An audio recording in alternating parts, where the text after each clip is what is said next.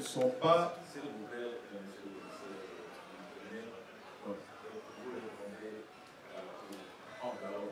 Ok, mon général. D'accord, merci. Merci pour cette orientation. Quand la liste se présente devant moi, je n'ai pas les éléments physiquement présents, rangés devant moi. Et nous n'avons pas, nous, au niveau de la police, la mission de vérifier que cet élément vient de quelle communauté, vient de telle communauté. Ce sont nos éléments sur le même pied d'égalité qui sont venus prester à la police nationale congolaise. Et les noms ce sont les noms tels qu'ils sont sur la liste. Vous ne pouvez pas soupçonner pour dire tel nom est de telle origine, tel autre nom est de telle origine. Sinon, ça sera la discrimination dans le corps. Justement, j'ai demandé pourquoi vous ne pouvez pas faire les contrôles physiques. Parce que vous avez le pouvoir. À partir de ce moment, je vous dis justement, vous venez de parler de la discrimination, justement. Parce que quand il y a un bruit comme celui-là, l'article 196 du Code pénal militaire constitue une discrimination, toute distinction opérée entre les militaires ou assimilés en raison de leur origine, de leur appartenance ou de leur non-appartenance, vraie ou supposée, à une ethnie, une tribu, une région ou une province, ou à une religion. Parce que vous avez ces bruits. Vous avez ces bruits. Et qu'on peut vous reprocher, si ces bruits se confirment, on peut vous reprocher la discrimination justement. Pourquoi vous ne pouvez pas faire un contrôle physique pour lever tout équivoque par rapport à cette situation?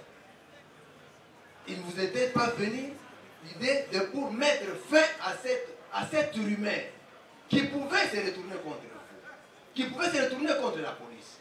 Pourquoi pour ne pas mettre fin, vous ne pouvez pas faire un contrôle physique pour lever cet équivoque une fois pour toutes? Mais je me réfère à la liste. Je me réfère à la liste. Quand vous lisez les noms repris sur la liste, ne sont pas les noms d'une seule communauté. Parce que cela ne confirme pas les allégations selon lesquelles les éléments qui sont à SNB viennent d'une seule communauté. Pas du tout. En lisant la liste elle-même, des éléments qui sont affectés là-bas, vous ne confirmez pas cette allégation tout de suite.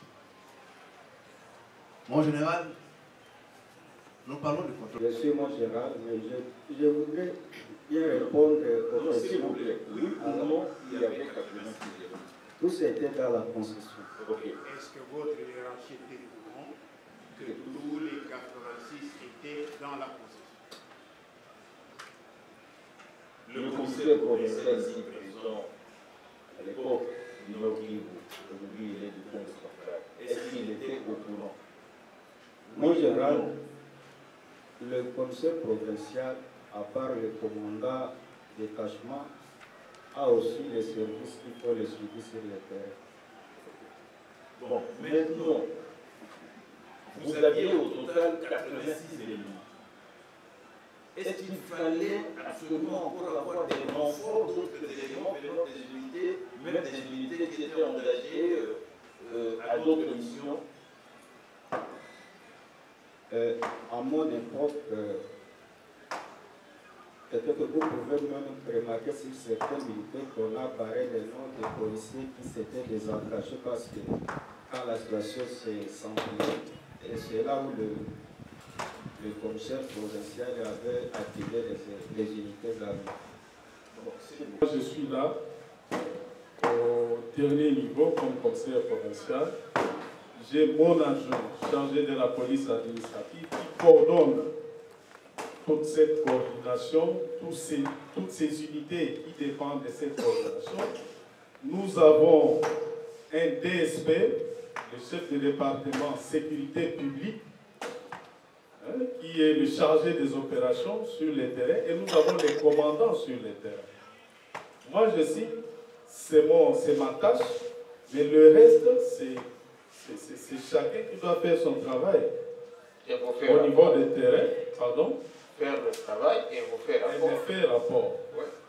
Mais là, quant à savoir si les 86 étaient tous dans la concession, je ne suis pas au courant vraiment de ça, parce que moi, après avoir signé le document, je sais que le travail, en fait, les éléments sont entre les mains du commandant de la police des mines qui est sur le terrain, qui les a articulés.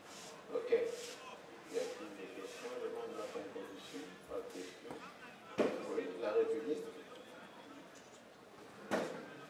La loi ne m'interdit pas de signer un bulletin de service.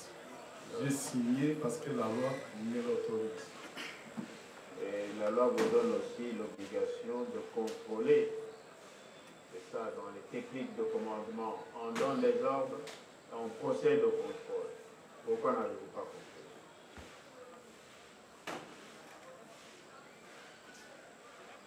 Bon, en tout cas, à mon époque, il n'y avait pas de plainte quelconque, comme quoi le travail ne se faisait pas comme il fallait sur le terrain. Il n'y avait pas de plainte dans ce sens-là. Pour moi, le travail se faisait normalement. Oui, les contrôles de routine, mon général, je reviens à la chaîne de commandement. S'il y a quelque chose qui ne marche pas, le commandant va faire rapport, par exemple, au chargé de sécurité publique, qui a ce rôle-là de vérifier les unités sur le terrain, et ça passe tout naturellement par le coordonnateur de la coordination de la police administrative. À mon époque, en tout cas, il n'y avait pas de plainte dans ce sens-là pour que ça puisse... Moi, je ne l'ai jamais vu. Je le vois au procès maintenant. S'il vous plaît, excusez, une question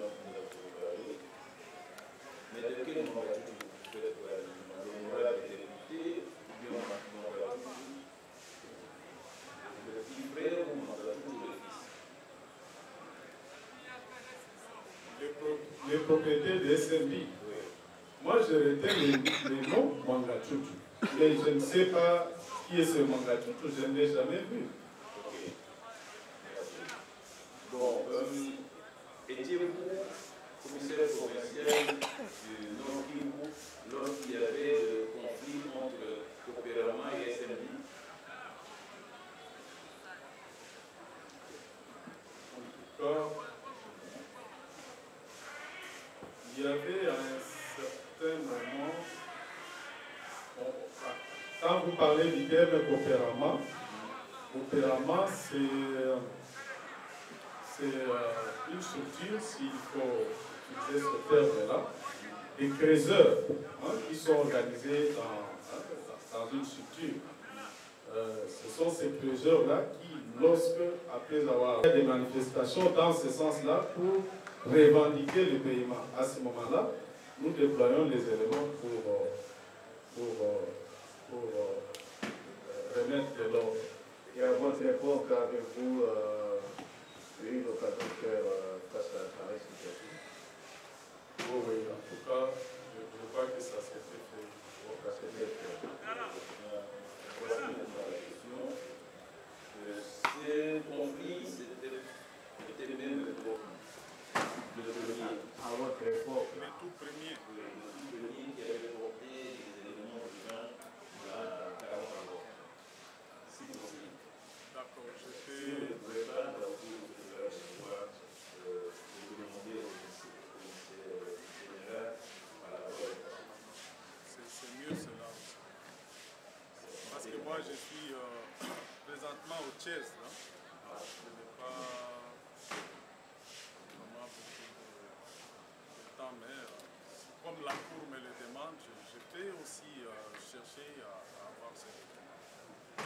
D'accord, merci bien.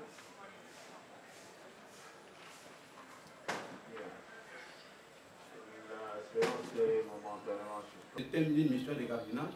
Il fallait qu'au lieu de 43 personnes, que nous, on alloue 86. C'est le principe. vous allouez 86. Cela suppose en toute logique que, un mois après, les 43 qui étaient sur terrain dégagent, rentrent dans l'unité et les 43 autres reviennent. Mais selon le constat qui est fait, tous les 86 étaient sur les lieux avec armes et munitions. Était-ce comme ça? Le 86 devrait être signalé, honorable président, puisque c'est une unité organique de la police. Cette unité organique a 86 hommes. Quant à voir comment agencer son service, c'est les commandants sur terrain qui doivent voir. Est-ce que vous avez vu parfois quand nous signons nos bulletins, le bulletin de service pour 86 personnes. Mais lui-même sur terrain, il aligne 43. Le requérant ne voit que les 43. Et l'État n'a de l'argent que pour ces 43 hommes. Et le requérant voit chaque jour sur terrain. Sinon, ils sont dans ce secteur-là. Ils ont leurs habitations et tout dans ce secteur-là. Et si les... Et tous, pour moi, à mon entendement, tous avaient son logement là-bas, dans les périmètres du bâtiment. Il y a des villages, il y a tout. C'est ça dans mon entendement. Je n'ai pas dit qu'il y avait un dortoir où tous dormaient non plus, je ne crois pas. Ok, ça va. Monsieur, De sa façon. Mais vous comprenez déjà que si vous dites qu'ils ont 48 armes et qu'il y a 43 policiers, effectivement, ils ont un magasin d'armement, ils savent comment disposer. Ce n'est pas les conditions générales qui vont redescendre dans un détachement de police pour aller organiser les services non plus. M. Malira, y avait-il dans votre unité un magasin d'armes? Ou un endroit où vous gardiez les armes? Moi, général, quand j'ai pris le commandement de cette unité, chaque policier détenait son arme à main parce que la situation sécuritaire ne pouvait faire assez qu'on puisse avoir un magasin d'armement dans cette entité. Donc il n'y avait ni magasin d'armement, ni endroit où garder les armes, selon vous. Parce que le commandant dit qu'il y avait un magasin d'armes et que le surplus d'armes devait être gardé quelque part. Chaque fois quand il y avait des éléments en repos, il pouvait déposer les armes dans la maison du commandant, mais ce n'est pas nécessairement un magasin d'armes. Monsieur le Président, ma logique est celle-ci. Je ne sais pas, on voudrait nous écarter. Derrière. Il a eu quelle réponse de la hiérarchie? Moi. J'ai lui encore ajouté des armes? Non. Puis je connais ce qu'il fait, je connais comment les gens son travail. Donc ça, c'est sa façon de dire, mais moi qui est commandant, qui comprend, j'ai compris qu'il n'y avait pas lié à lui ajouter d'autres armes. Je connaissais sa mission. Monsieur le commissaire, Dans la mission assignée au détachement du Bitamana, pour faire le cardinal, s'il y a 80 personnes, c'est les 40 qui l'utilisent. Et 40 autres se reposent pour relayer les autres. Je continue à dire ça. C'est tout qu'on a eu les effectifs, qu'on lui donne à travers 6 personnes. Dans le principe de notre métier, le requérant vous donne la mission. Il vous dit par exemple, je voudrais que vous puissiez sécuriser ma parcelle ici. C'est vous qui venez en étude, vous venez voir s'il faudrait combien de gens puissent utiliser cette parcelle. Mais ce n'est pas le requérant qui nous dit envoyez-moi 100, envoyez-moi 50. Je ne sais pas. Je n'ai jamais vu cette correspondance du requérant. Comment vous citez une autre personne qui est à la base de cette correspondance? Elle qui faut.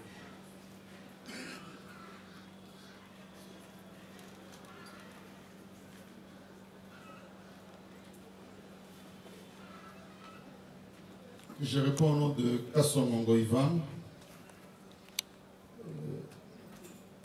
Date de naissance,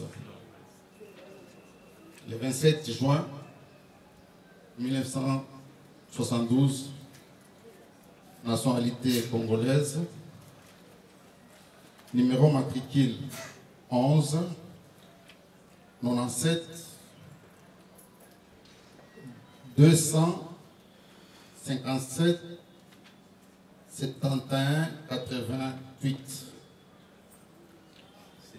c'est 200 et puis 57 ou bien 257? Non, non, 200 et puis 57. Okay.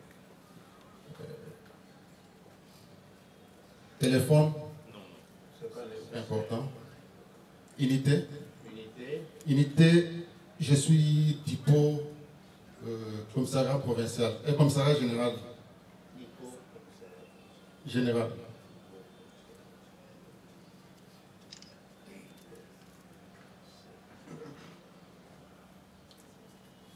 Et avant d'être mise en disponibilité au Nord Kivu, j'étais le point focal de la réforme au niveau de la police du Nord Kivu et j'étais coordonnateur de la PNC, opération de maintien de l'ordre, maintien et rétablissement de l'ordre public au niveau de Grand Nord. Ok. En parcourant votre identité 2022. au mois de mars 2022. Donc avant de quitter, vous avez fait combien de temps au Nord Kivu? C'était dit 2015. 2015 que j'étais affecté au Nord Kivu. Donc vous avez fait longtemps, de 2015 à 2022. 2022 au mois de mars, vous étiez au Nord Kivu. Bien sûr, mon général. Et pendant votre séjour dans cette province, avez-vous connu une société appelée Société minière de Bissounzou, SMB en sigle? J'ai connu cette société, c'était en fin 2017. Fin 2017. 17. Dans quelles circonstances avez-vous connu cette société? Je suis arrivé au Nord Kivu. Mon prédécesseur n'était pas sur place. Il était déjà parti. Et on a travaillé avec l'équipe trouvée sur place, dirigée par le général Awachango. Et mes collègues adjoints comme moi. Il y avait le commissaire supérieur Chabouine, qui est devenu général, et le commissaire supérieur principal Françoise. Et quand le 2, parce que le colonel Chabouine était déjà parti, je crois en 2016, et les deux étaient affectés presque au même moment. Donc ils étaient affectés au même moment. Et le général Ouachang va quitter la province avant le départ de l'appui et gestion.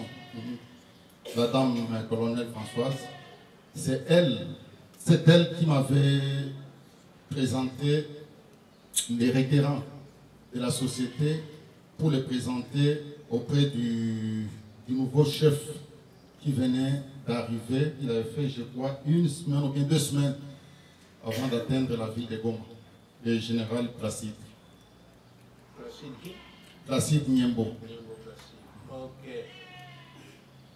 Et vous avez dit que madame, c'était madame qui? Françoise. Françoise vous a présenté le requérant. Oh, oui, c'est elle qui avait parlé des requérants de ces détachements-là.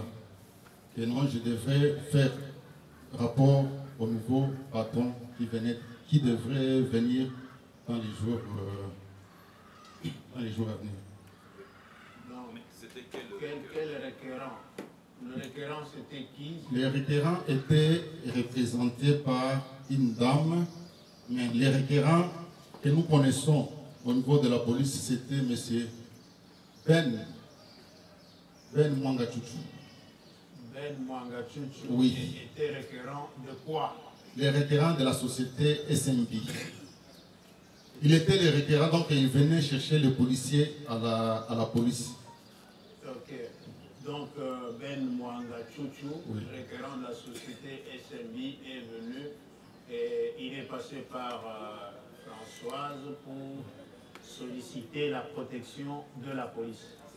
Ben responsable, mais représenté par une dame, c'est encore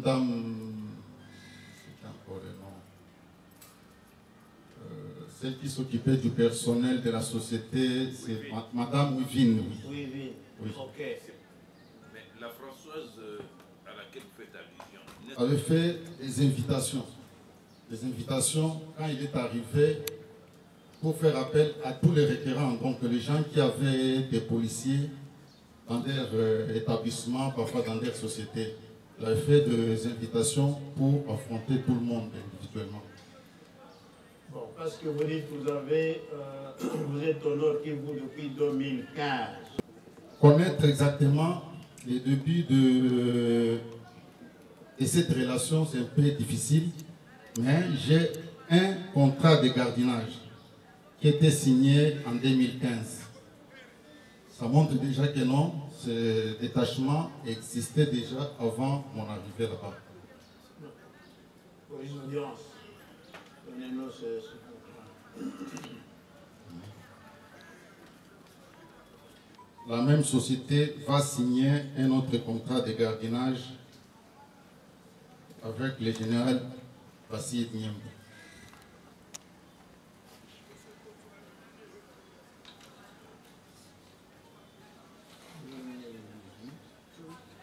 Il a reprise avec son prédécesseur et après, je crois en 2019, quand il a commencé, mais je n'ai pas eu le contrat de gardiennage de 2019, j'ai eu seulement le contrat de gardiennage de 2021. C'est le troisième chef.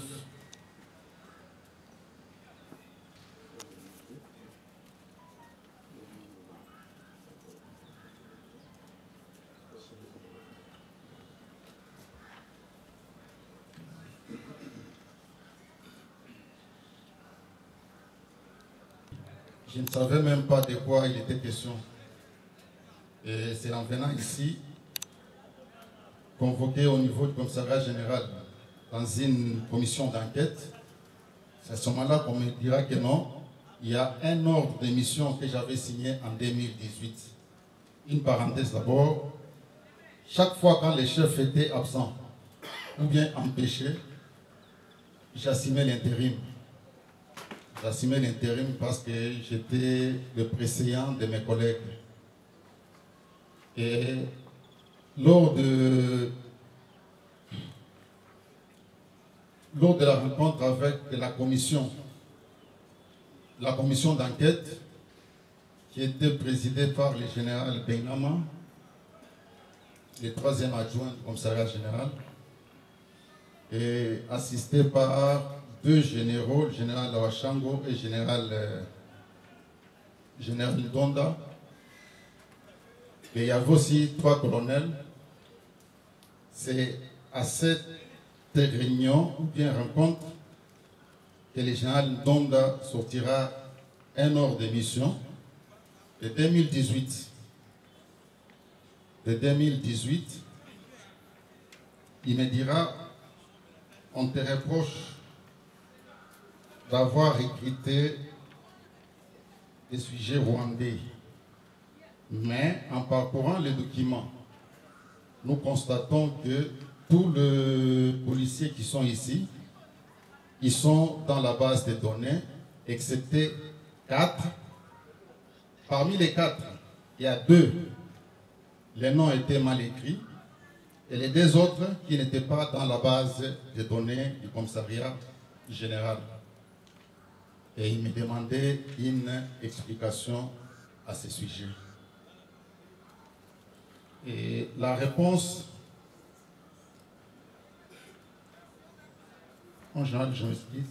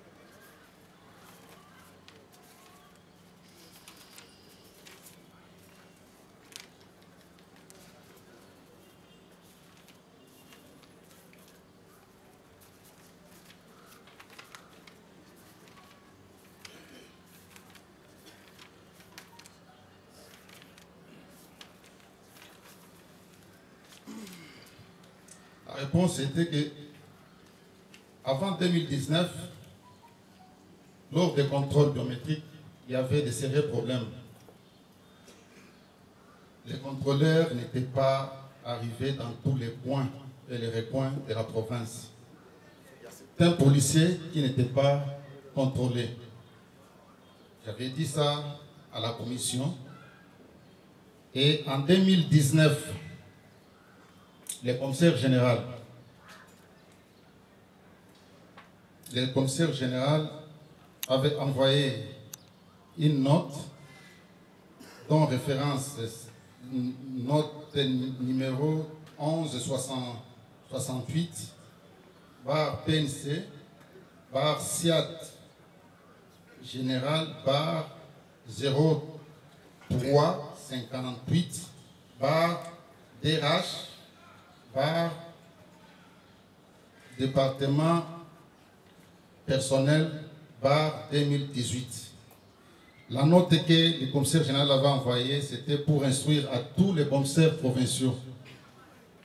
Instruire à tous les commissaires provinciaux de récupérer les effets policiers et de faire partir tous les policiers qui n'étaient pas contrôlés par le service des ressources humaines qui était de passage dans toutes les provinces.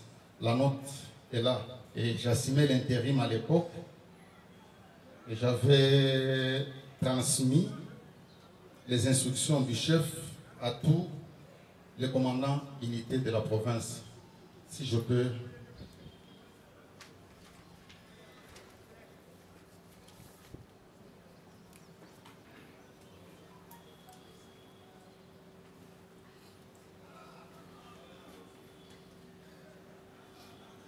Bien.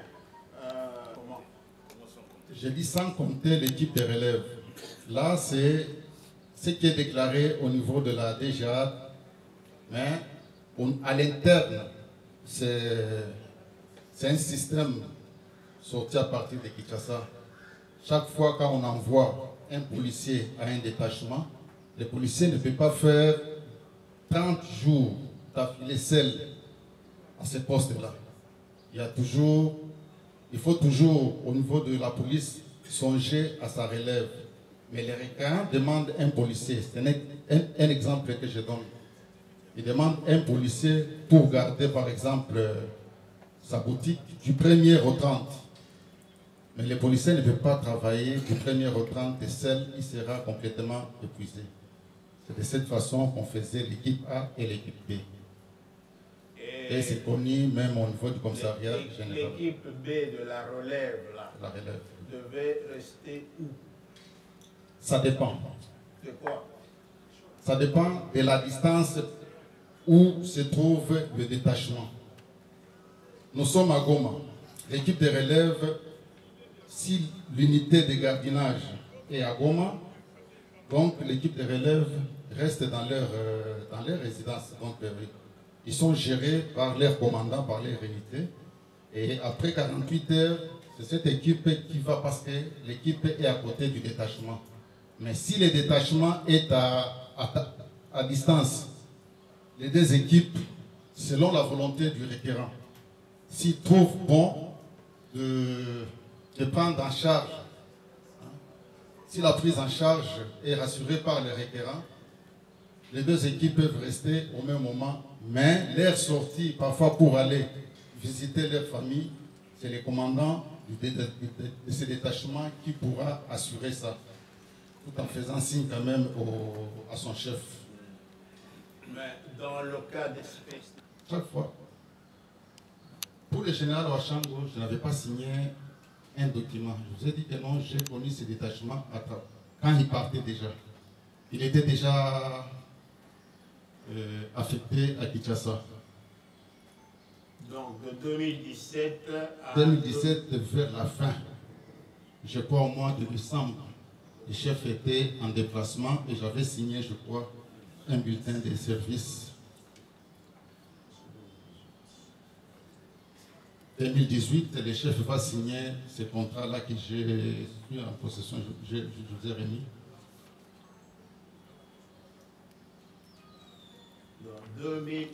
chaque fois. Pour le général Ouachango, je n'avais pas signé un document. Je vous ai dit que non, j'ai connu ce détachement quand il partait déjà. Il était déjà affecté à Kinshasa. Donc de 2017 à... 2017, vers la fin, je crois au mois de décembre, le chef était en déplacement et j'avais signé, je crois, un bulletin de service. 2018, le chef va signer ce contrat-là que j'ai eu en possession, je vous ai remis. Dans 2026. Donc, ça, parce que c'était déjà signé par les chefs, donc ce n'est pas les premiers jours. Parce que les documents que vous avez, le contrat de gardiennage a une validité d'une année. Du moins que les chefs les signent en retard. Mais l'ordre de mission a une validité d'1 mois. Quand le chef est en congé, nous avons un congé de statutaire 2 mois, donc de 30 jours. À son absence, le bureau 3 m'amène les documents parce que le chef a déjà signé les contrats de gardiennage et le chef avait déjà signé d'autres bulletins de service. Et je signe aussi comme intérimaire pour couvrir nos hommes qui sont sur le terrain. Donc, vous avez signé, au lieu de 43, vous avez signé pour 86. Équipe A et équipe B, 88. 86. Maintenant, dans vos arrangements avec la société, vous avez dit que cela dépendait de la distance, cela dépendait du requérant. Dans le déploiement de vos hommes-là, tous les 86 étaient-ils basés dans le périmètre minier ou bien ils étaient basés ailleurs? Organisation à l'interne, il y avait une base là-bas. Là, la première équipe et la deuxième équipe, c'est les commandants qui devraient articuler ces hommes parce qu'ils étaient loin de leur résidence. Ne trouvez-vous pas anormal que devant l'État qui vous a engagé et qui vous paye régulièrement, vous dites que vous avez déployé dans le périmètre d'exploitation 43 personnes, alors qu'en réalité, il y en a 86. En général, vous êtes mon chef, dire que non, c'est anormal. Cela pouvait dépendre de la situation du terrain. Je peux vous donner, je vais vous remettre les documents qui montrent comment le périmètre était l'objet de plusieurs attaques. Et les problèmes de moyens pouvaient nous poser les problèmes. Donc, on pouvait avoir des problèmes qui déplaçaient les éléments parfois à Massissi Centre pour les amener comme équipe de renfort au niveau de ces postes. Ça pouvait poser un sérieux problème, les problèmes logistiques. Et nous avons des documents qui prouvent que non, la présence de ces éléments était nécessaire à cet endroit-là. Parce que nous avons eu à recevoir des documents de l'auditorat opérationnel, les documents des commandants qui étaient sur place qui montraient que les points étaient dans l'insécurité. Il y a le ministre des Mines qui avait aussi demandé des renforts sur place et même la société, donc les requérants qui avaient aussi demandé des renforts. C'est ce qui explique l'ajout donc les nombres de ces policiers-là. De 13, il y a eu évolution selon les problèmes trouvés sur le terrain. C'est tout à fait normal. En raison des menaces, il y a eu augmentation des effectifs. Oui. Maintenant, je vous ramène au devoir de transparence, parce que vous êtes employé par l'État et vous devez faire rapport correctement à l'État. Mais pourquoi cacher la présence de 43 éléments de la police dans le périmètre minier. Pourquoi, en d'autres termes, ne pas ramener le requérant à signer avec vous un document de couverture concernant tous les hommes qui exerçaient, mis à sa disposition et travaillant pour son compte sur le terrain. Merci, mon général. Lors de la rencontre avec les chefs au commissariat général, j'avais eu la chance d'écouter un chef qui disait que non, c'était venu quand lui, il était au niveau de la direction 3. Donc c'est une décision, pas une décision provinciale, mais c'est une décision qui était gérée au niveau national. Donc il y a un chef qui était à la direction 3 qui reconnaît, et c'était à son époque, que ces principes de l'équipe A et l'équipe B étaient instaurés. Instaurer les équipes ne gêne pas, parce que c'est la mission de la police. Maintenant, la présence de ces éléments sur le terrain, ces deux équipes, parce qu'il est en fait, les deux équipes travaillaient sur le terrain. Mais pourquoi cacher l'information à l'État congolais? En d'autres termes, on vous accuse, vous, de la police. Ils savent bien qu'il y a toujours, on ne peut pas garder un élément du 1er au 30 au même poste. Il pourra se fatiguer. Même au niveau de la prison ici, tu vois, il y a toujours une équipe A et une équipe B qui se relève chaque fois. C'est dans ce sens-là. C'est un principe. Nous sommes des collaborateurs de nos chefs. Mais dire que c'était une façon de cacher, je ne pense pas, parce que les éléments étaient là. Et chaque fois quand il y avait les équipes de contrôle qui descendaient là-bas, on ne disait pas que non, sortez seulement la liste des 43 ou bien de l'équipe A. Nous avons besoin de tous les éléments qui sont là.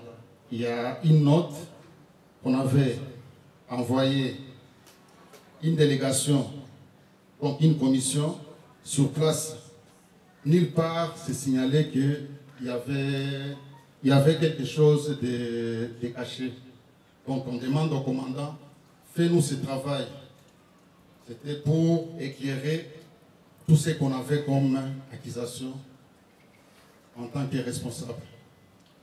Étiez-vous sur le terrain lorsque l'inspection de la police, l'inspection générale de la police, une équipe de l'inspection générale de la police est descendue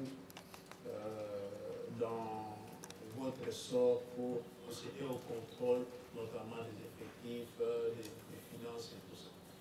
C'était une équipe dirigée par le commissaire divisionnaire adjoint Bideko. C'est lui qui m'avait invité ici. Il m'avait invité ici pour les mêmes que je vous ai parlé de l'équipe d'enquête au commissariat général. Il était passé et moi j'étais déjà pour la deuxième fois parce qu'il m'avait dit je pars à Goma et quand je vais rentrer je vais te convoquer. Il ne m'a jamais convoqué et jusqu'à présent. Donc quand il est passé pour la deuxième fois, moi je n'étais pas à Goma. J'étais déjà ici. Et selon le rapport, les réseaux sociaux. Non, ça c'est un document officiel. C'est un document officiel, mais il y a beaucoup ce qui était sur les réseaux sociaux sur la personne de Van. Il y a même à nos amis de l'audit qui ne savaient même pas distinguer le contrat de gardiennage et l'ordre d'émission. Je suis un adjoint. Je vous ai dit, il y a deux sortes de chefs. Il y a un chef qui se réfère à ses adjoints pour atteindre le département. Il y a un autre chef qui gère l'unité directement avec le département. Le général Abba, si je peux parler de lui, parce que nous avons eu beaucoup à travailler avec lui dans ces histoires de SMB. Chaque fois quand il y avait un document, il envoyait ça chez moi. Du secrétariat au commandement, ça passait directement, sans que les adjoints soient saisis. Et c'est de là où on recevait les ordres. On recevait les ordres du chef. Je peux vous donner des documents où le chef avait signé parce qu'il y avait demande des effectifs. Ça vient chez moi. Et moi, j'envoie, je propose au chef, si pas moi, le département 3, on propose au chef la formule pour que les commandants qui est sur place, les commandants Massissi, déploient les éléments. Les commandants déploient les éléments. J'ai un document ici signé par le commandant de Massissi.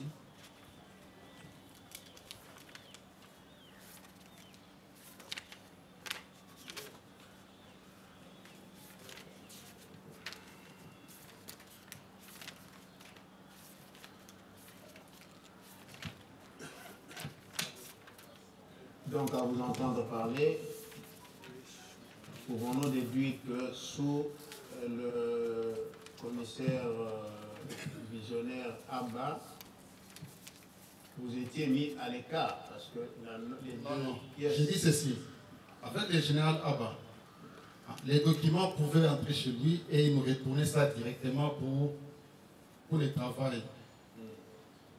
Et avec les autres, donc pour le travail, c'est-à-dire que c'est vous qui sélectionniez les éléments à affecter à cette tâche-là. Non. Si vous voyez ces deux notes-là, on instruit au commandant Siat Terre de Massissi pour renforcer les effectifs. J'en ai seulement les deux notes comme modèle pour contredire les mensonges de nos amis de l'inspection. Les notes sont là. Donc on demande au commandant. Et le commandant à son tour, il sélectionne parce que c'est lui d'abord le commandant du SIAT Terre de Massissi. Et les sites étaient dans ces SIAT Terre-là de Massissi. Et dans cette chaîne-là, vous n'aviez rien à faire. Et vous, lorsque le commandant reçoit une demande, il vous la transmet, oui. Vous traitez et vous proposez à sa signature la décision. C'était comme ça? Oui, on propose au chef. C'est ça. Et quand le chef accepte parmi les propositions, et cette proposition n'est plus la mienne. Et ça engage le chef. Et il y a encore une autre note pour la rotation. Mais il y a certains endroits où je signe si le chef est empêché, et je signe toujours par ordre. Non, par intérim. Je signe par AI. D'accord. En suivant vos explications qui sont claires et limpides comme de l'eau de source, le commandant se référait à vous des fois. Oui. En ce qui concerne la SMB, parce que vous avez produit 2-3 pièces qui portent la signature du commandant et qu'il y a eu une demande de renforcement d'effectifs et le commandant vous a transmis ces demandes, vous avez traité, vous lui avez proposé la décision. Et lorsque la décision sort, c'est le commandant qui endosse parce que c'est lui le signataire. Ok.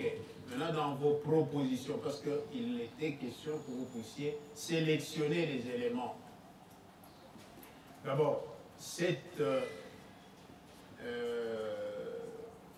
unité, la considériez-vous comme les éléments en détachement? En détachement. En détachement, en général. Parce qu'il y avait les commandants Polymine qui avait son état-major au niveau de Saké. est déployé presque partout selon les besoins. Et il travaillait même avec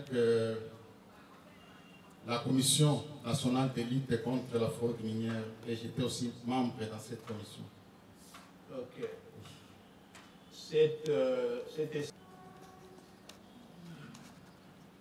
On avait insisté. Donc, nous, dans le cadre des opérations... Écrit pourquoi et Saint-Bi m'avait importuné. Il y a eu un problème chez eux dans les périmètres. On a arrêté un monsieur en disant qu'il avait blessé les policiers, il a fait cela. En entendant le monsieur chez nous, le monsieur n'en était pas pour les cas. Voilà, j'ai fait libérer le monsieur. En faisant libérer le monsieur, SMB me demandait des explications. SMB me demande d'avoir des explications. Quand l'OPJ a travaillé, il n'a des droits à donner qu'au ministère public. Mais pas n'importe qui, que SMB me demandait à moi de donner des explications. C'était aller au-delà. Ça m'avait énervé. J'avais pensé mettre la fin à ce contrat. Mais qu'est-ce qui a milité que je revienne sur ma décision? Nous sommes dans une zone à risque. Vous devez le savoir. C'est ça la note comme je viens de vous dire. Quand j'ai parlé comme cela, c'est l'intérieur m'a appelé pour me dire, général, nous avons vu votre note, mais si vous arrivez à faire cela, il y aura la guerre civile là-bas à Bibatam. Et là, vous allez encore porter nous des responsabilités pour avoir enlevé les policiers et faire amener la guerre civile entre les Hutus et les Tutsis. Je pouvais reculer. Le gouverneur m'a appelé pour me dire, on nous injurie, on parle de tous, nous sommes des hommes d'État.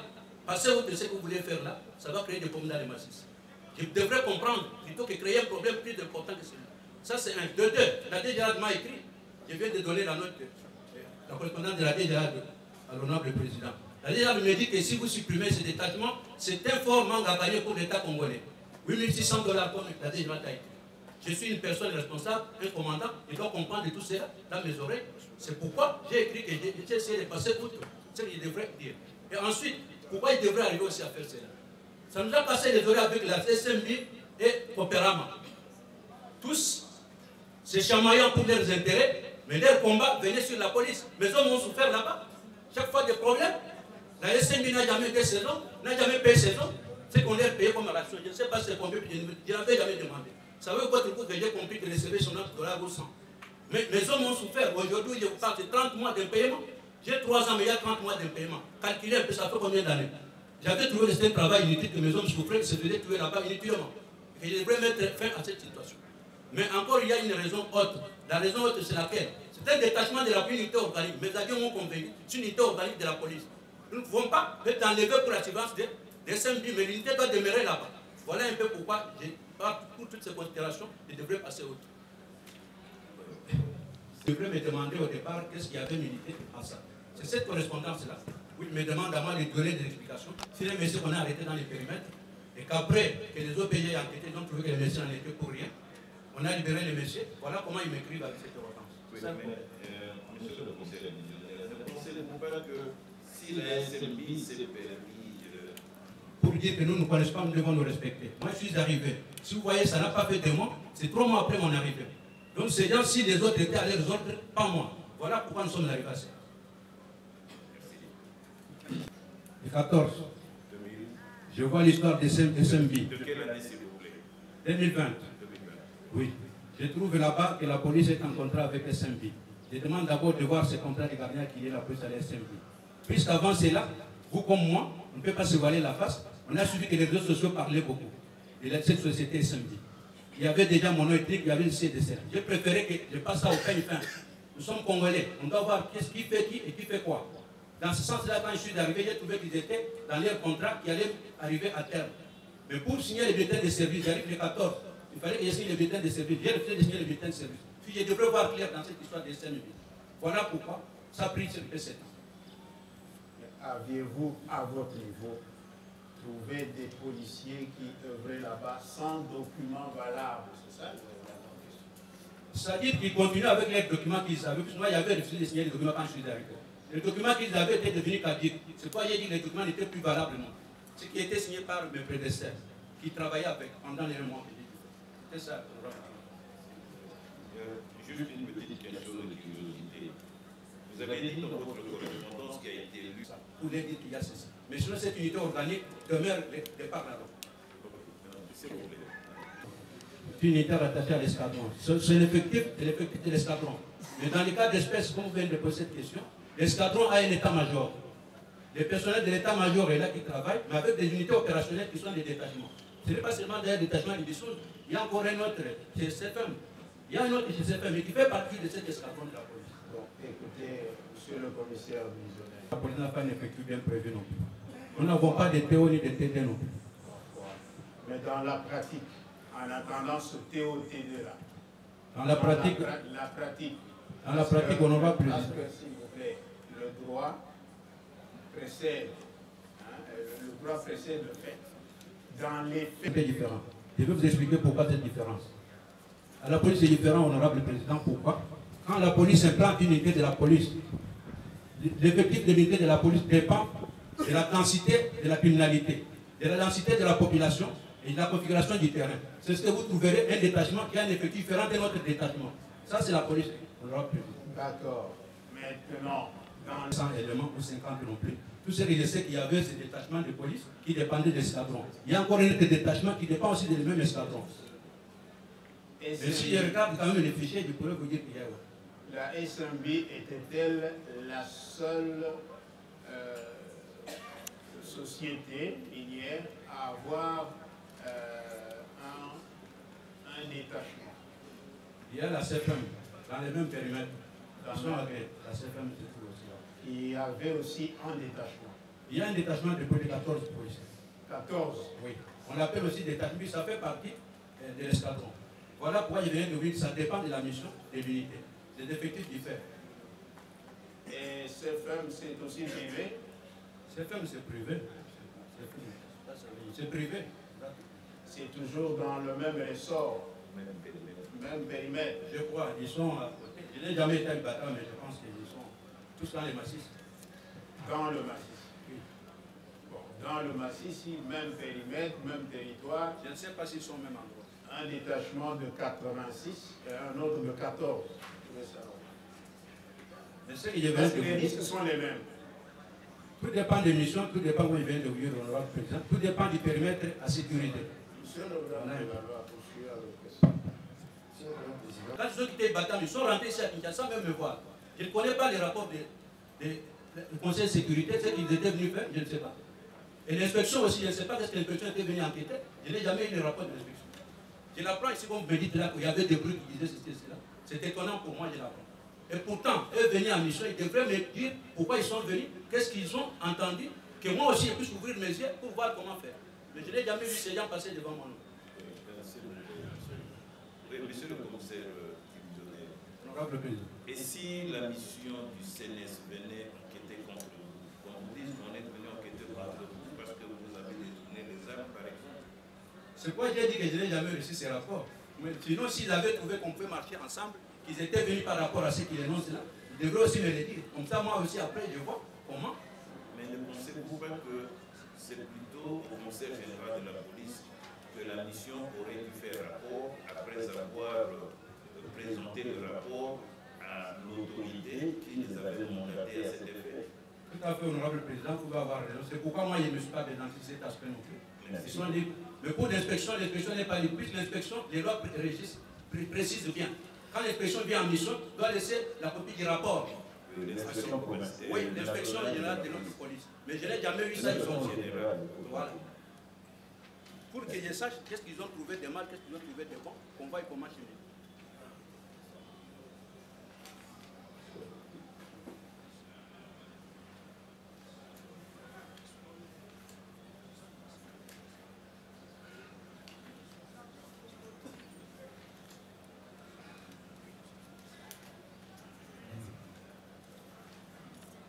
Problème, honorable président, puisque nous sommes ici à la République, on doit quand même vous dire.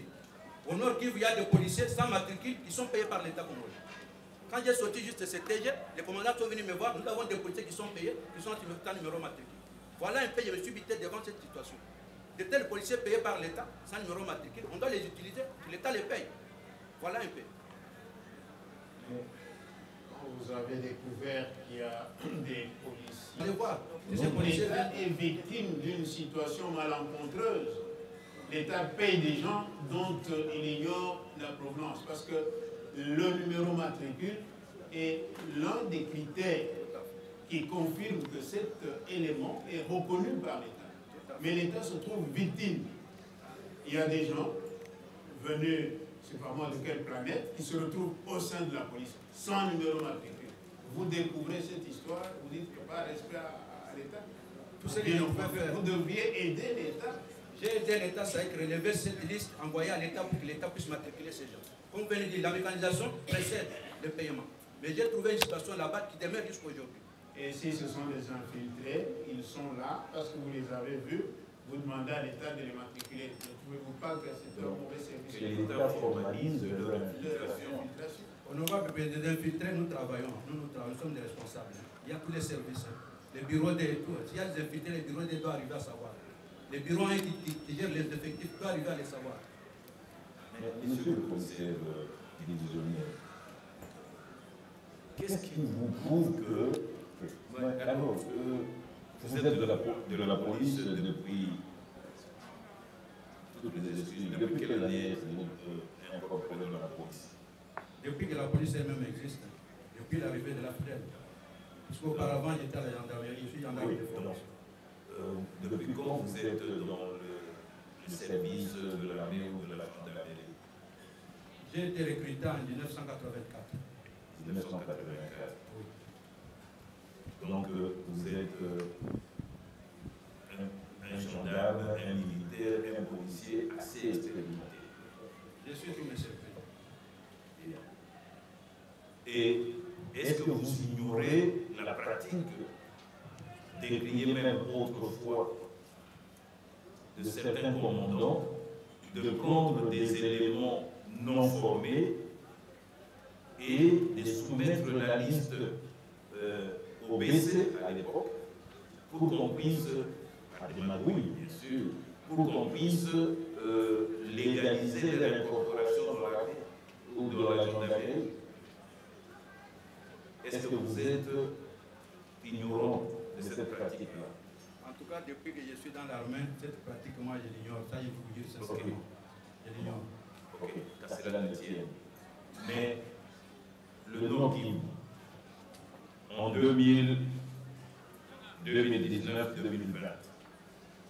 après toutes les rébellions qu'on a connues, après toutes les infiltrations venant de l'étranger, des pays étrangers, que la République démocratique du Congo a connu, vous tombez sur des policiers qui, visiblement, n'ont aucune formation policière et surtout pas de la police de mine.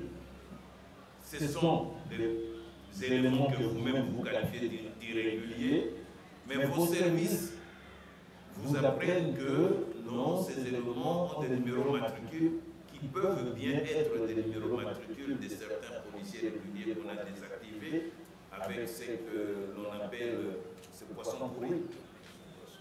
Poisson pourri, un des jargons au sein de la police. Ça ne vous dit rien, vous poussez plutôt l'État, vous n'avez pas poussé, autant pour nous. Vous motivez l'État à les légaliser en lui demandant de les incorporer dans les effectifs. Est-ce que c'est un comportement digne de l'officier expérimenté, très expérimenté que vous êtes? Honorable Président, je trouve que ces gens sont payés par l'État, ils n'ont pas de numéro matricule. Pour aider l'État, aider ces mêmes gens qui sont payés par l'État, j'ai demandé à ce que l'État puisse les matriculer. L'État connaît la procédure pour matriculer ces gens. On doit venir les contrôler, on doit faire ces gens pour les matriculer. Pourquoi ne pas demander à l'État de... L'État va contrôler, va savoir comment ils sont parvenus à être payés sans matriculer. Ça, l'État devrait le faire. C'est tout ce que moi j'ai demandé, c'est pour dire à l'État de faire le contrôle, de voir comment avant de matriculer ces gens. Mais, monsieur le commissaire, avant de venir, le commandant m'a demandé, si vous pouvez donner l'ordre à ce que chacun rentre dans son poste. Le commandant m'a demandé, le commandant d'escadron, s'il pouvait déjà retourner. Je lui ai dit qu'il attend encore un peu pour retourner à Katan. Voilà. Le détachement est là sur place, à Sac. De combien de personnes vous devez avoir la situation en tant que commandant commissaire provincial, la situation, on vous a convoqué devant la cour pour répondre. Vous savez très bien, c'était pour répondre du dossier de l'honorable Mwanga Tutu et de votre élément commissaire principal au Chamalibre. en principe, comme autant vous avez amené ces dossiers-là, des éléments de ces dossiers-là, autant vous devriez avoir la situation actuelle de cette unité-là. Nous pouvons l'avoir, la Cour peut l'avoir. Mais je vous dis que l'unité se trouve à ça, que pour le moment, je parle avec les commandants salons. Quelle est la situation des effectifs de cette unité qui est actuellement à ça? Ça, je ne saurais pas vous dire présent. Sinon, tout le monde se trouve à ça, à part les trucs qui ont fait réflexion. Mais dans votre fonctionnement, vous ne recevez jamais la situation journalière des unités. C'est là la situation, honorable président. Les unités ne nous font pas la situation d'exercice chaque matin non plus. Monsieur, est-ce que vous pouvez attendre ça? Ça se passe partout. Ce n'est pas seulement au nord du monde. Mais non, mais vous nous faites mal, commissaire, mon général. Vous nous faites très mal.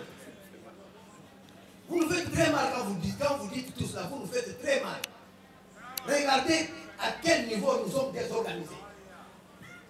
Commissaire provincial, la situation, vous êtes venu répondre devant la Cour sur une situation, vous savez très bien, c'est la situation de l'interpellation de l'honorable Mohamed Chouchou à cause de l'étachement de la police qui est affecté chez vous là-bas. Et il y a un de vos éléments là. La question. Je viens de dire à la Cour, par respect, dire la vérité, qu'aujourd'hui dans nos unités, la situation d'exercice ne se fait pas. Quelques unités peuvent le faire, mais pas toutes. Voilà.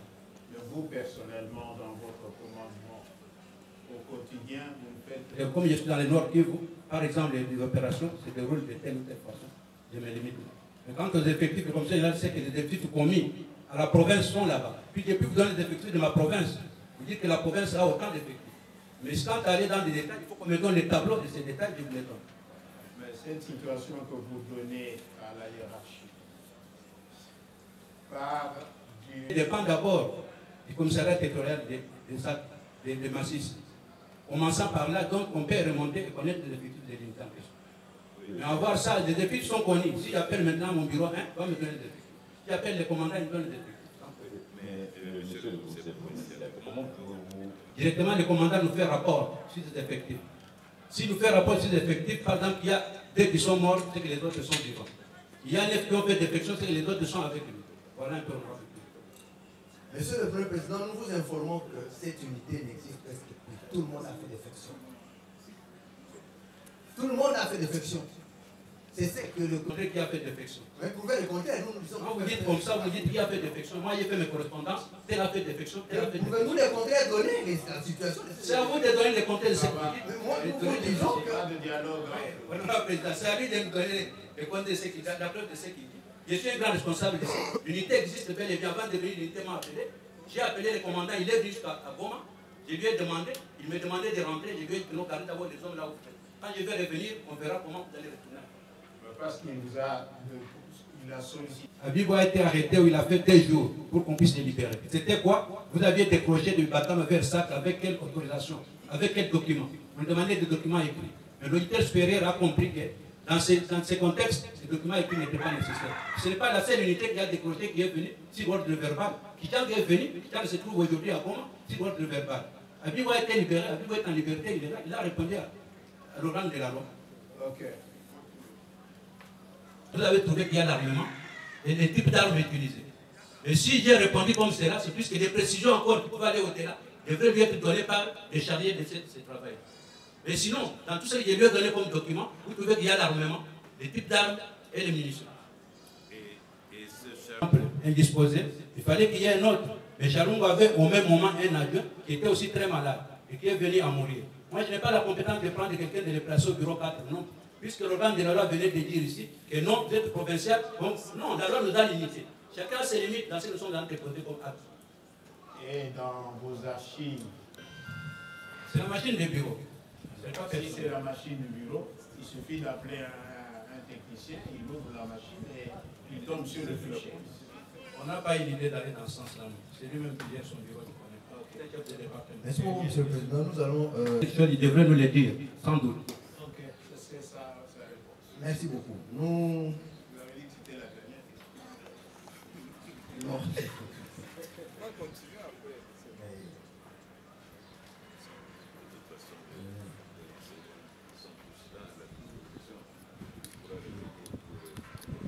Parfois, la population majoritaire est toute et autres. Mais ici, je veux vous soulever quelque chose. Ceux qui combattent sur les intérêts avec la SMB, Opérama et constituer des routes. Voilà un peu ce qui. Donc il y a des camps là-bas, dans ce sens-là. Et lui aussi m'a parlé. Et du côté des SMB qui combattent. S'il vous plaît. Du côté des SMB, vous avez qualifié ceux qui combattent pour Opérama, ce sont des Hutus. Non, j'ai dit que ceci, il y a des problèmes entre Opérama et SMB. Et dans la contrée, il y a les Hutus, il y a aussi les Tutsis. Mais en majorité, ceux qui sont du côté Opérama sont des Hutus, ce que je viens de vous dire. Okay. Et du côté, pour les citer, expressis verbis. Mais pour les autres, vous parlez des autres. Il y a aussi des... Je vais dire qu'il y a des Nandes, il y a des ceci, il y a beaucoup de gens. Mais pour les majorités qui sont du côté Opérama sont des Hutus. Ça, je connais, c'est ça ce que je dis. Oui, ça vous l'avez dit. Pour les SMB, vous ne connaissez pas. Pour les SMB, non, c'est l'autre camp. Pour les SMB, je ne connais pas, mais ça doit être... C'est l'autre camp. Ok, ça va. Votre honneur, notre dernière préoccupation avant d'être ajoutée par l'estime confrère, actuellement, quel est le contrat de gardiennage qui régit les rapports entre la République démocratique du Congo à travers la police nationale congolaise et la SNP? Cette société, pardon, la SNB, le commissaire provincial, a-t-il vu ses statuts sociaux? Et connaît-il les organes dirigeants de cette société? Et pour finir, les contrats qui régissent actuellement ces deux parties datent de quand? Répondez, monsieur le Alors, Président, moi je suis allé dans les principes de continuité de service public de l'État. J'ai continué, j'ai trouvé qu'il y avait déjà un contrat avec cette société. Moi j'ai continué à renouveler peut-être les contrats en question, le moment venu, chaque fois que j'ai besoin. Mais quant à dire, aller voir les statuts sociaux de la société et tout ça, ça pouvait amener à quoi? Je ne vois pas. Si on me pose des questions sur les effectifs utilisés, oui, comme l'honorable président venait de dire, c'est pour voir si on n'a pas utilisé des éléments qui ne sont pas policiers. Voilà pourquoi on se rencontre sur cet aspect des effectifs. Mais allez voir que les statuts de la société et tout ça, moi je ne vois pas, ça peut amener à quoi? Moi, comme c'est commissaire de la police. À rien du tout. La société a son permis d'exploitation, c'est tout, on s'écrit cette société, comme on venait de le dire. Ok, donc la République a fini. Non. Allez-y, vite, parce que... Merci, Monsieur le Président, pour la parole. Je vais faire d'abord une observation avant d'en arriver à poser quelques questions.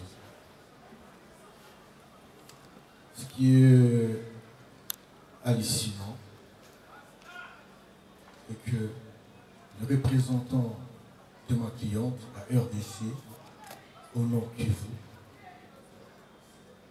joue à un jeu dont eux-mêmes savent comment ils jouent.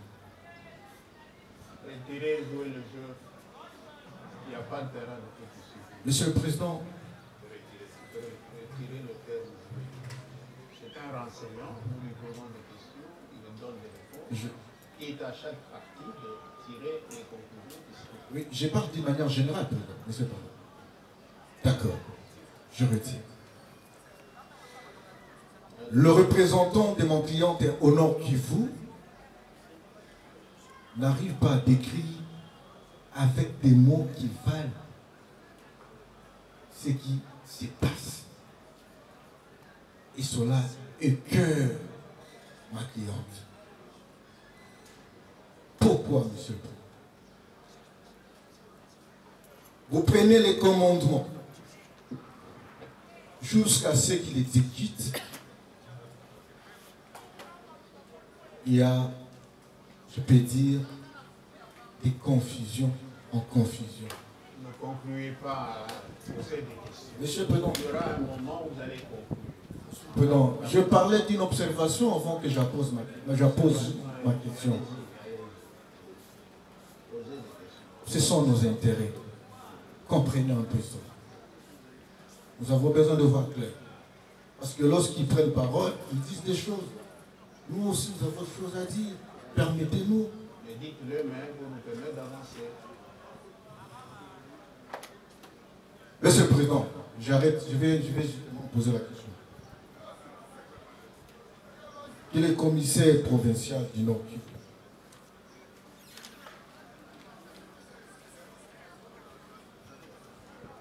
Qui comparait par devant votre Auguste Cour puisse dire devant votre cour que lorsqu'il arrive à la province de Nord Kivu et qu'il était son devoir de continuer les contrats de ses prédécesseurs, parce que il a affirmé par devant vous tout ce qu'il a trouvé a été déjà fait par ses prédécesseurs, dont lui n'a fait que continuer. Et il affirme qu'il n'est jamais arrivé à Bibatama. Si, lorsque le commandant escadron lui faisait rapport, s'il n'a jamais reçu un rapport faisant mention des affirmations qu'a ici affirmé par devant votre Auguste Cour, le prévenu Mouchamaliwa, qui consiste à dire, je cite, dans la SMP, ces 86 éléments de la police, il y avait les éléments SANDP et en 23.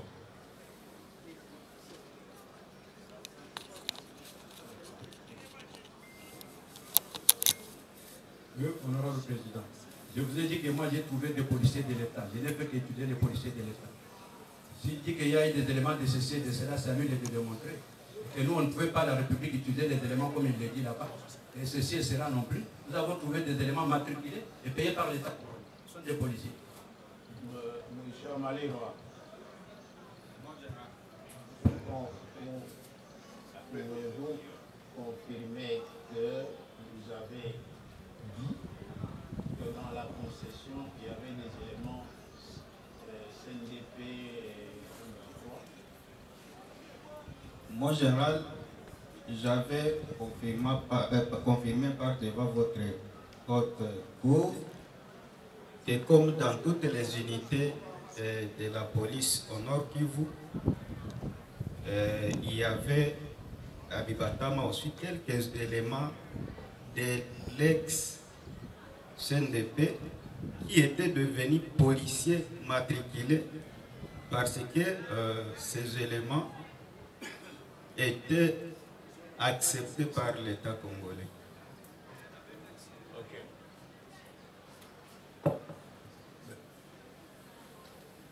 le Conseil. Merci beaucoup de la parole, Monsieur le Premier Président. Vous comprenez que nous sommes dans un procès pénal et mon client écope des lourdes peines. Des lourdes peines. Chaque fois que la partie la République prend la parole, elle essaie toujours de manipuler les questions de notre client. Nous aimerions, Monsieur le Premier Président, c'est vrai que nous n'avons rien à vous apprendre, et nous avons tout à apprendre de vous. Lorsqu'il y a une question incidentielle pour les intérêts supérieurs de notre client, il y a des fois, quand il y a des questions techniques, que nous puissions réagir avant le client. Parce qu'il y a des termes qu'on ne comprend pas. Non, la question, lorsqu'elle s'adresse au client, le client répond, vous en Dans le cas sous examen, il n'y avait aucune question adressée à notre client, mais il y avait ces tirs manipulés par la République. C'est des choses différentes. Voilà. Il a dit, entre guillemets, je cite. Voilà pourquoi la haute cour, dans sa sagesse, a préféré reposer la question au client pour qu'il précise sa pensée. Et il l'a fait. Voilà. Monsieur le Premier Président, oui, c'est votre manière de faire, mais il y a des choses qui sautent dans l'esprit pour ne plus jamais y sortir. Ça dépend de l'esprit. Oui, parce que oui, nous sommes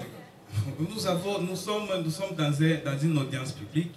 Quand une partie dit, je cite, il y a une personne qui a des problèmes, peut sortir pour aller se soulager et garder, je cite, ce qu'on a juste cité. Non, lui a précisé en disant que suite au brassage, mixage et tout ça, il y a des éléments ex qui ont été incorporés dans la police, qui sont devenus des policiers réguliers, payés par l'État, et ce sont ces gens-là que lui il a trouvé. Ce n'est pas son fait. Merci beaucoup, Monsieur le Président. Comme ça vient cette fois-ci de la Cour, la haute Cour est la grande consommatrice de tout ce que vous nous dites là. Elle vous comprend mieux que vous-même. Voilà. Merci beaucoup, Monsieur le Premier Président. À la prochaine occasion que la Cour, que la partie République, en reprenant cette question, dise la Cour a compris ou la Cour a dit. Qu'elle ne revienne pas à ces propos de notre client. Oui, merci, Monsieur le Président. Mais Monsieur le Président, je suis étonné. Je dois rappeler au prévenu Mouchamaliwa qu'il a été devant les services qui l'ont interrogé. Et tout ce que nous disons ici a été bel et bien libellé dans ce procès verbal. Allez-y, posez les questions. Pourquoi doit-on nous donner des intentions, nous prêter des intentions qui ne sont pas nôtres? Manipuler les réponses, qu'est-ce que ça veut dire? Ce sont des affirmations. Monsieur le Président, je voulais dire ici, le prévenu Mouchamaliwa, dire oui à son conseil que les chefs de l'État devaient, il y a des questions que les chefs de l'État devaient répondre. J'ai bien noté. Vous devez savoir lesquels. Vous voulez que le magistrat suprême vienne comparer ici? C'est une espèce de ce qu'il a dit. C'est ce qu'il a dit. La haute cour n'attribue pas cela au prévenu. Ce n'est pas le prévenu qui... C'est le prévenu qui comparait, le prévenu n'a pas dit ça. Monsieur le Président. Vous, les avocats, Monsieur le Président, la fois dernière, j'avais demandé ici, je pense que j'ai été rappelé par le ministère public, est-ce que si le prévenu pouvait confirmer ce que son conseil a dit, vous avez dit non, il comparait pour lui, il tient à son nom. Mais c'est aussi ça, ça pose ce que nous voulons savoir. Répondez même à la préoccupation de votre confrère. Monsieur le Premier Président, vous remarquez que notre responsable civil nous a lâchement abandonné et n'arrive pas à s'assumer. Il a choisi un cas. Normalement, c'est notre responsable civil.